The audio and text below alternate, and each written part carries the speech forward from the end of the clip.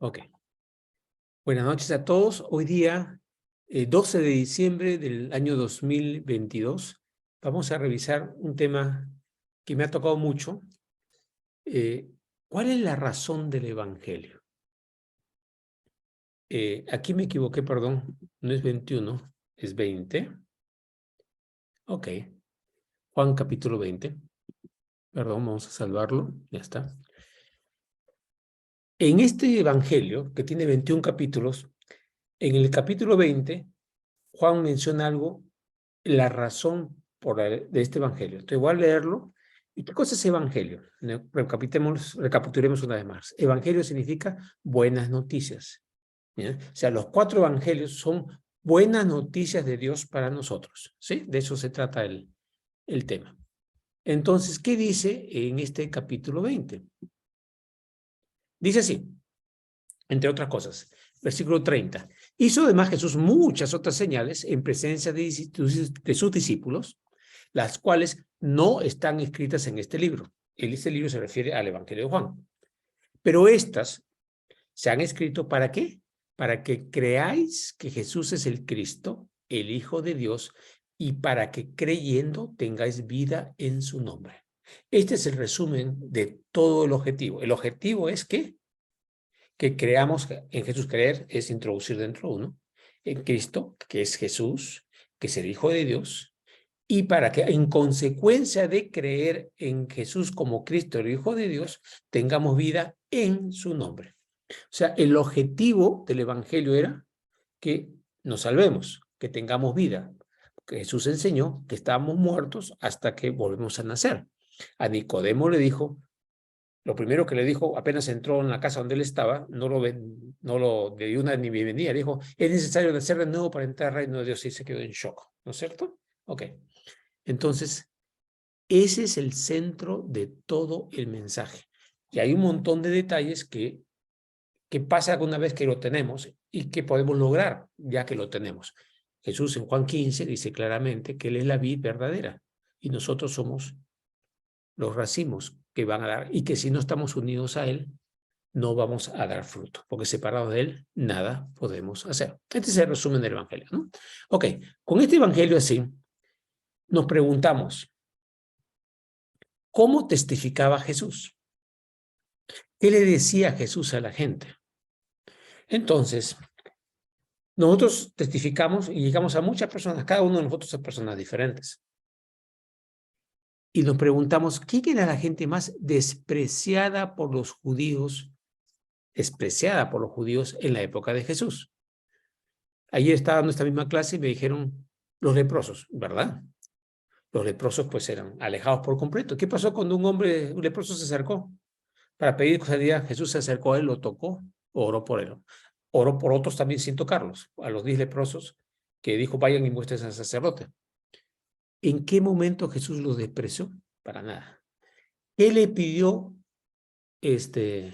Jesús a estos 10 leprosos que hicieran? Que se arrepintieran, que dieran diezmo, que dejaran de cometer pecados. No, le dijo, vayan y muéstrense al sacerdote. Se le dio una orden simple, ¿ok?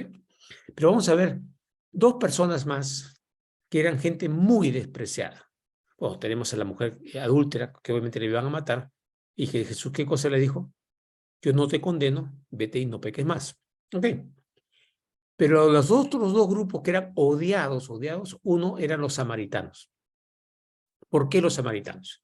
Ok, el reino de Israel se dividió en 2, el reino del norte, que se siguió llamando Israel, y el reino del sur, que era el reino de Judea, ¿no es cierto? Entonces, cuando fue tomado el reino de Israel por los asirios, se llevaron a todos.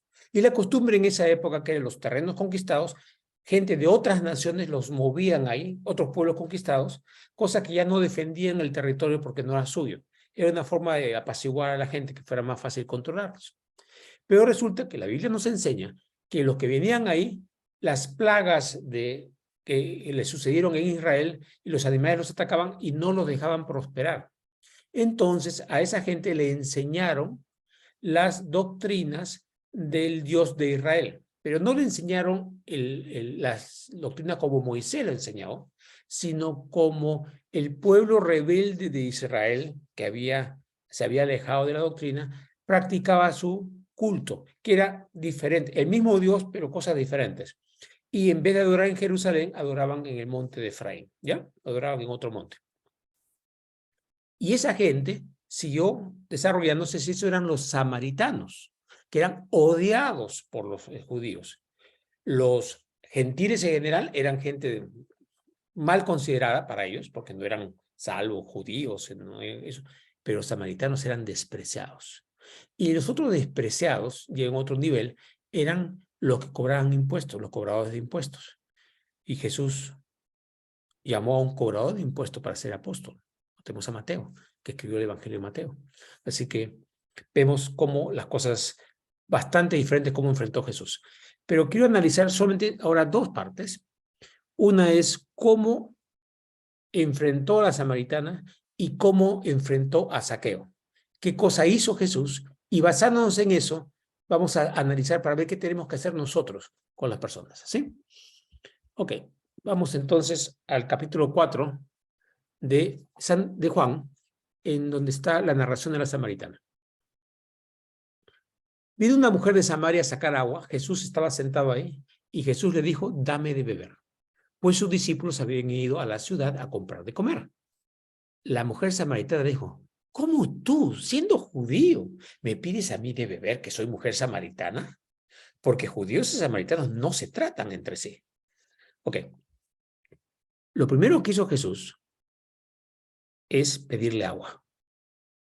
Que dicho sea de paso, es lo único que le pidió a la mujer samaritana. No le pidió nada más. Nosotros pensamos, pues, hay que pedir arrepentimiento, hay que pedirle conversión, hay que pedirle 80 cosas a las personas, pero Jesús tenía la visión clara qué es lo que esa mujer necesitaba. Entonces, la forma de llegar a ella fue hacer algo que era inaudito. En vez de predicar, yo soy el Cristo, yo soy esto de acá, el mensajero que necesitas aprender a vivir en amor, no. Le pidió algo que era un shock para ella. Ningún judío le iba a hablar a una mujer samaritana, y menos aún pedirle agua. O sea, eso era una cosa rarísima, tan rara, tan extraña, que captó la atención de la samaritana. O sea, ¿qué hizo Jesús? Poner una carnada que le abrió los ojos a la samaritana. Y dijo, ¿y esto qué es? ¿Por qué hizo eso? ¿Ok? Ok, primer punto. Segundo, entonces Jesús, después de haber abierto los ojos, estaba totalmente atenta a esta mujer. Dice, oye, que esto es algo rarísimo. Entonces se puso muy atenta, muy alerta. Y Jesús en ese momento aprovecha y le dice, si conocieras el don de Dios, don ese regalo, ¿y quién es el que te dice, dame de beber? Tú le pedirías y él te daría agua viva. Y como ya le llamó la atención, la samaritana continúa la conversación. La mujer le dijo, Señor, ¿no tienes con qué sacarla? Y el pozo es hondo. ¿De dónde pues tú tienes esa agua viva? El pozo, por si acaso, es el pozo de Jacob, que tiene 50 metros de profundidad, son 150 pies de profundidad, ¿ya? Y para sacar agua tiene que tener, obviamente, un balde y tener soga. Jesús no tenía nada en ese momento. Y la mujer samaritana venía en una ciudad que hay cerquita, bajaba hacia el pozo, llenaba su cántaro y tenía que subir el cántaro en la cabeza y llevarlo hacia su casa, que era bastante pesado. ¿Ok? Y le hace una pregunta más a Jesús. ¿De dónde sacar agua viva? ¿Acaso eres tú mayor que nuestro padre Jacob, que nos dio este pozo del cual vivieron él, sus hijos y sus ganados? Ese pozo era un milagro especial, que tenía más de más de 1000 años, 1300 años, que había sido cavado por Jacob y seguía dándole agua a la zona, ¿no? O sea, dice, ¿de dónde? ¿Qué estás hablando? ¿Acaso tú te crees mayor que esto? O sea, otra vez, ¿qué pasó con esa conversación que hizo Jesús? Le llamó más la atención todavía. Entonces, esa samaritana estaba más alerta, digamos, ¿no? Más entró en la conversación. Y Jesús le dice, cualquiera que bebiere de esta agua volverá a tener sed. ¿Verdad? Correcto. Tenemos sed, tomamos agua, otra vez va a tomar agua. Mas el que bebiere del agua que yo le daré, no tendrá sed jamás, sino que el agua que yo le daré será en él una fuente de agua que salte para vida eterna. sea, Jesús está hablando de un agua para una vida espiritual. Pero miren qué capta la samaritana. La mujer le dijo, Señor, dame esa agua para que no tenga yo sed ni venga aquí a sacarla. Jesús le habla, ella no entiende que le está dando algo espiritual. En ese momento dice, wow, si me da esa agua y ya no volveré a tener sed, ya no tengo que venir todos los días con mi garrafa, hacer esta bajada, otra vez cargar el agua en esta subida, que es algo muy pesado. ¿No? ¿Qué estaba viendo ella? Una solución para un asunto físico. ¿Ya? En ningún momento piensa en la parte espiritual. No la entendía todavía. Hasta ese momento no la entendía. O sea, Jesús ya estaba comenzando de algo espiritual, pero en esa semilla había lo espiritual y había también no tendrá sed jamás, que era una parte que atrae también físicamente. Ojo, miren, cómo sigue la conversación. Ok. Hasta ahí, el interés de ella es en la parte física, ¿correcto? Y Jesús cambia todo ahora, y lo voltea. Ahora, en el espíritu le dice, ve, llama a tu marido y ven acá. O sea, andate a la ciudad, trae a tu marido. Respondiendo la mujer, le dijo, no tengo marido.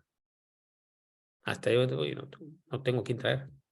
Jesús le dijo, bien has dicho, no tengo marido, porque 5 maridos has tenido y el que ahora tienes no es tu marido.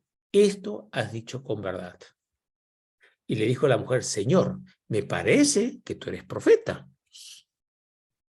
Ok.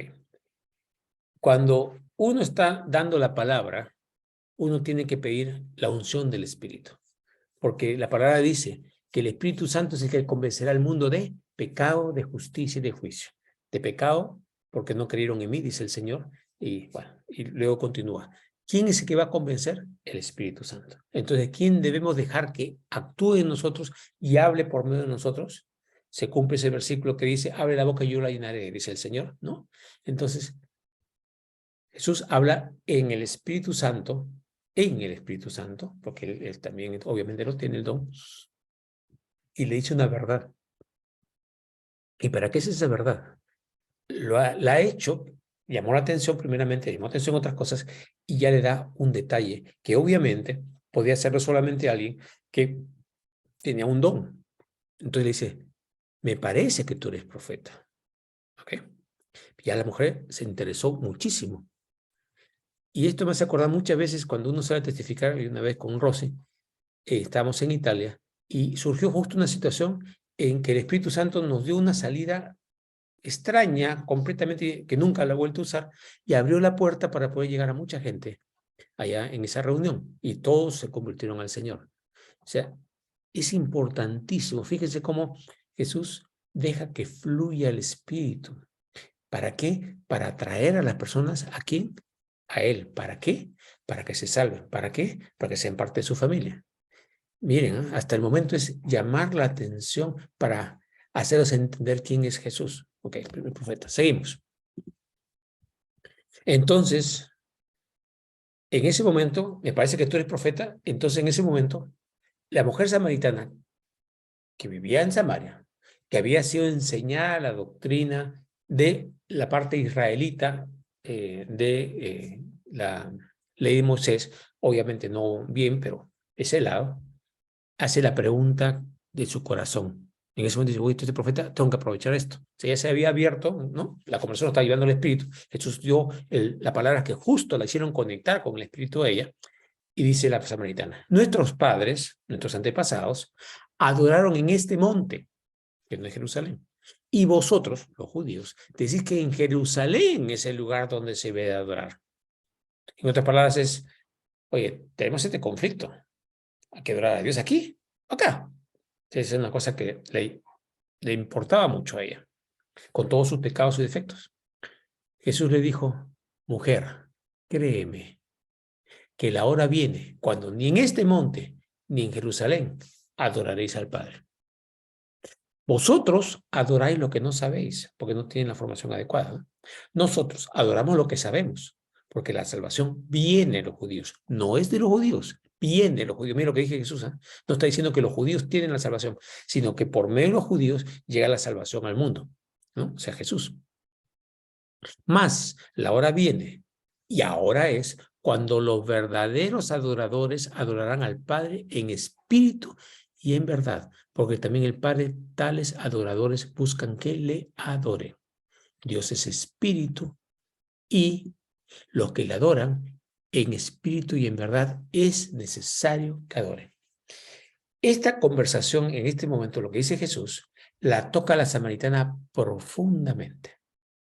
Le dice, no es ningún sitio físico, porque Dios es mucho más que esto, y se le abre la parte espiritual en una forma increíble, ¿no? Y en ese momento dice lo siguiente, sé que ha de venir el Mesías, llamado el Cristo.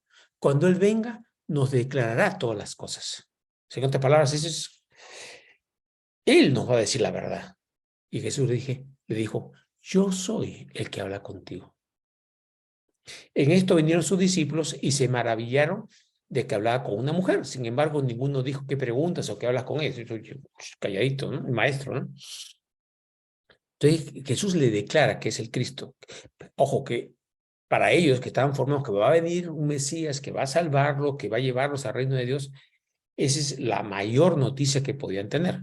Y por si acaso, sepamos que el pueblo judío y samaritano, por la profecía de las 70 semanas de Daniel, estaban esperando, porque se cumplía por esos años, las 69 semanas en que iba a morir el Mesías príncipe. Era una profecía que decía exactamente cuando pasaban esas 69 semanas, que son 69 periodos de 7 años, desde la orden para reconstruir Jerusalén hasta la muerte del Mesías príncipe. Entonces estaban esperando, sabían que ya estaba a punto de que viniera el Cristo y también que iba a fallecer, ¿no? ¿Okay? Entonces esa profecía estaba conocida por todos ellos. Y esta mujer sabía que el Cristo iba a venir. ¿Qué pasó cuando vinieron esos? La mujer dejó su cántaro y fue a la ciudad. Dejar el cántaro, ella había ido por agua. Volver a subir sin el agua significa que el agua pasó totalmente a un segundo plano. O sea, dejó lo físico y pasó a lo espiritual. Fue a la ciudad y dijo a los hombres, venid, ved a un hombre que me ha dicho todo cuanto he hecho. ¿No será este el Cristo? Entonces salieron de la ciudad y vinieron a él, ¿no es cierto? Ok, entonces, ¿qué cosa pasó? Y la pregunta ahí es, bueno, leemos un poquito más, terminar esta cosa. Entre tanto, los discípulos le rogaban diciendo, Rabí, por favor, come, le habían traído comida. Y él le dijo, yo tengo una comida que comer que vosotros no sabéis. Entonces los discípulos decían unos a otros, ¿le habrá traído a alguien de comer? ¿Le habrá traído a alguien de comer? Jesús le dijo, mi comida es que haga la voluntad del que me envió y que acabe su obra. ¿Qué cosa es comida para todos? Es alimento, ¿correcto? ¿Qué cosa nos da? Nos nutre, nos fortalece, nos mantiene fuertes, nos hace seguir adelante. Entonces, ¿qué cosa hace a un cristiano que se mantenga fuerte, sano y creciendo? ¿Qué comida te va a dar esto? Hacer la voluntad del que nos ha enviado y acabar su obra, o sea, cumplir el trabajo que Dios nos ha mandado a hacer, ¿sí? Y le dice, y ahí acabo este pedazo del Evangelio, ¿no decís vosotros, aún faltan 4 meses para que llegue la siega? En otras palabras, todavía no es momento de cosechar ni hacer nada, recoger fruto, porque faltan 4 meses. He aquí os digo, alzad vuestros ojos y mirad los campos, porque ya están blancos para la siega. Lo que quiere decir es que no hay momento en que no hay fruto para cosechar para el Señor. Siempre. O sea, por eso, ¿cuándo debemos cosechar? ¿Cuándo debemos hacer el trabajo del Señor? Siempre. No para Navidad, para Semana Santa, para la fiesta tal. No. Porque ya están blancos para el Señor. ¿Cuándo los campos? Que faltaban 4 meses desde el punto de vista físico para ellos. Ok. Entonces, ¿qué le pidió Jesús a la samaritana? Vuelvo a repetir. ¿Le pidió cambios? ¿Qué le pidió? Le pidió agua, nada más. ¿Y qué hizo? Le dijo que él era el Cristo. O sea, todo el mensaje era llamarla para decir, ya vine y yo soy el que estás esperando para que yo te dirija tu vida. Estaba buscando que ella lo aceptara a él como su Señor y Salvador. Él estaba pidiendo nuevamente arrepentimientos, cambios, no, aceptarlo. Eso es salvación. mucha gente dice que tiene uno que arrepentirse para recibir a Dios. Uno tiene que darse cuenta que no es capaz, que no tiene el poder, obvio. Si no vas a aceptar un Señor si no te das cuenta que necesitas un Señor, de acuerdo. Pero cuando recibimos a Dios y nos damos cuenta de nuestras falencias y que hay alguien aquí hemos fallado, ahí es donde viene el arrepentimiento, porque tenemos también el poder para arrepentirnos. Arrepentirnos significa cambio, no significa culpa, ¿sí? Porque no hay ninguna condenación para los que están en Cristo Jesús. Si se dan cuenta, la táctica que usó Jesús, pasar de un plano físico, llamar la atención con algo físico, para luego pintar un poquito más algo de espiritual junto con lo físico que le llama la atención para que se acerque, preste más atención, luego lo plano espiritual, luego le da el mensaje profético, ¿no es cierto? Y le da más mensajes. ¿Y qué hace la mujer? Con eso va y llama a la gente de Samaria. Y Jesús estuvo ahí 2, 3 días, no me acuerdo muy bien cuántos días más estuvo, y mucha gente, mucha gente, casi todo el pueblo creyó en él y lo aceptó. ¿A quién estaba testificando Jesús? A una mujer samaritana, o sea, de lo más despreciable. ¿A quién fue la primera persona que Jesús le testifica y le dice que era el Cristo? A la samaritana, no al pueblo judío, no al pueblo de Galilea, que eran judíos. Se lo dijo a ella. Llama la atención, ¿no? Porque a veces nosotros queremos testificar a gente que valen o que son interesantes, que de repente podemos servir de algo para...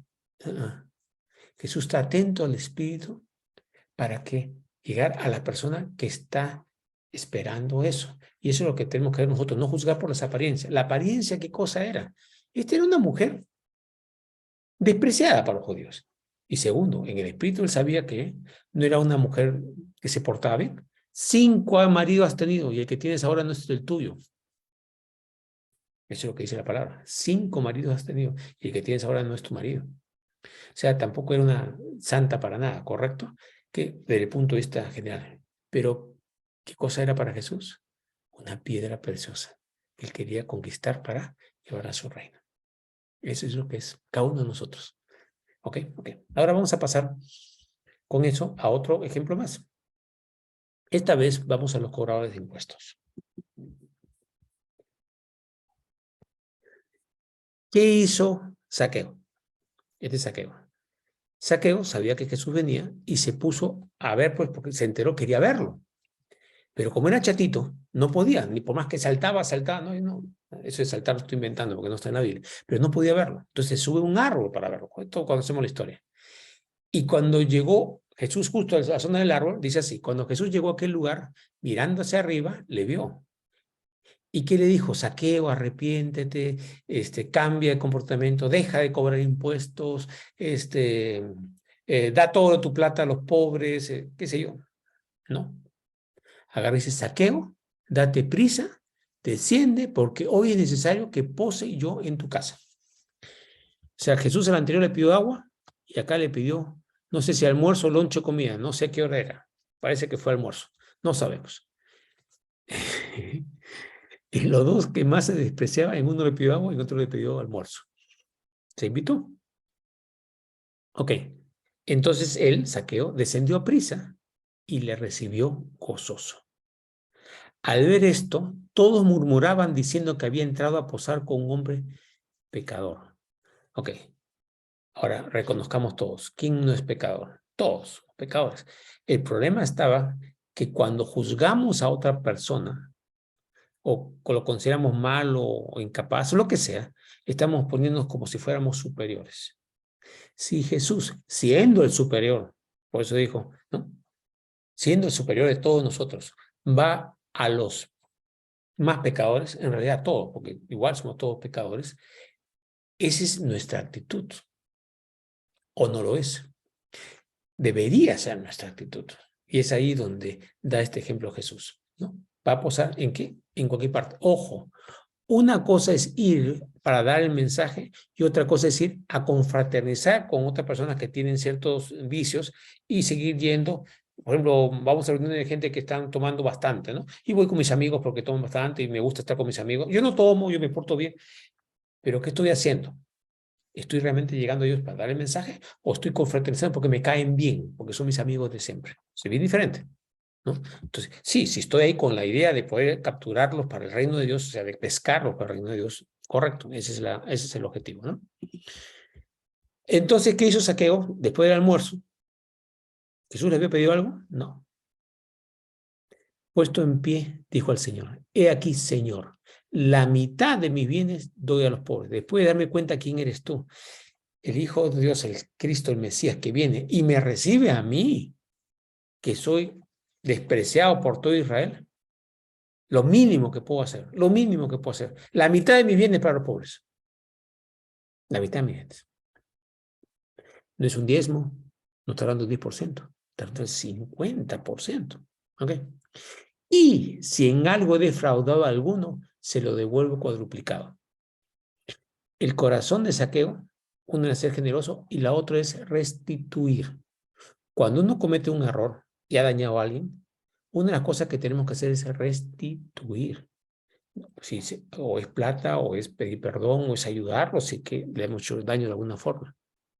Y acá, Zaqueo, ante la presencia del Señor, hace las dos cosas.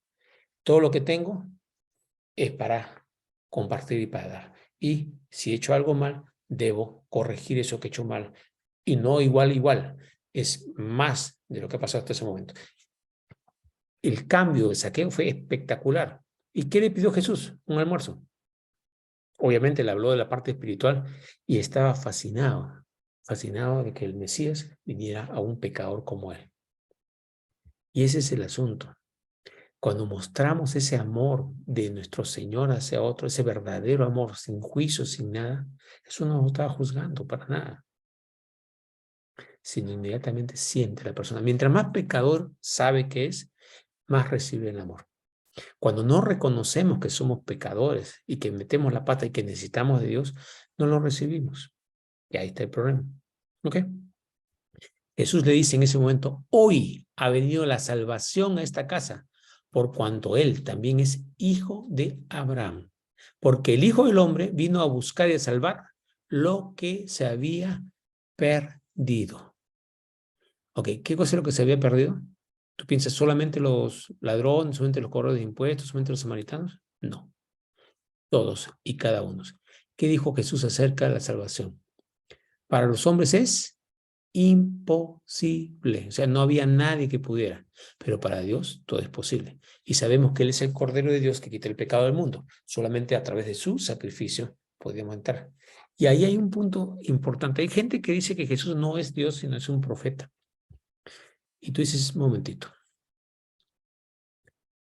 Si para Dios para los hombres es imposible ser salvos, si el hombre muere por nosotros, nos sirve, porque es un hombre simplemente.